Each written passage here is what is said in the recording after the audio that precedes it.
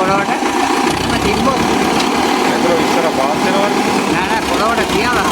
ඔව්. ඒක ඇදිලා නෙන්න හම්. ඌටක අර බෑ.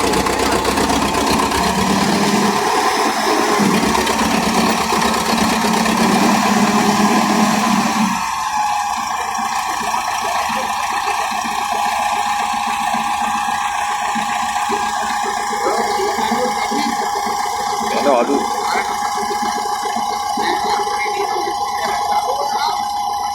කොහොම නැගිටවල තියන්න බැරුව ඇති නේද?